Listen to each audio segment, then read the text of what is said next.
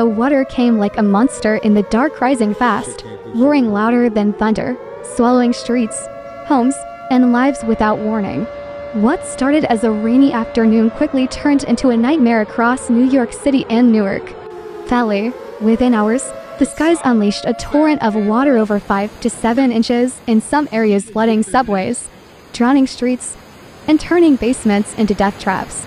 Cars floated through intersections like forgotten toys. People climbed onto rooftops. Emergency sirens echoed across boroughs, already too late to escape. In Newark Valley, swollen rivers burst their banks, destroying homes and cutting off entire communities.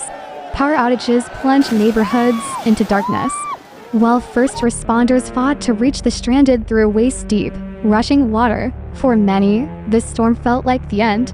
But this wasn't just a freak event.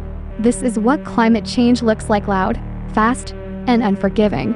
Rising global temperatures have turned the sky into a loaded weapon. Warmer air holds more moisture, and when that pressure breaks, it releases violent, concentrated rainfall far beyond what our cities were built to handle.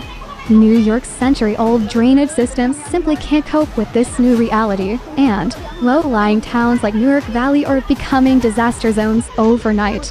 This is the cost of a warming planet. As Arctic ice melts and oceans heat up, storm systems are growing stronger, lasting longer, and shifting unpredictably.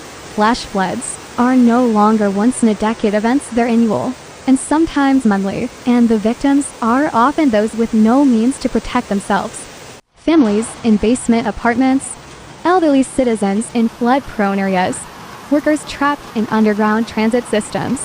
They lose everything in minutes, while recovery takes months or never comes at all. And the most terrifying truth: this storm won't be the last.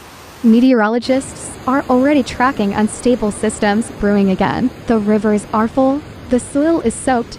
The next flood could strike with even less warning. This is not just bad weather, this is the future, our future, if we don't act.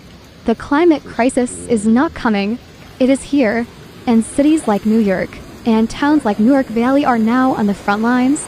If we continue to ignore the signs, the water won't stop, and the next storm may not give us another chance.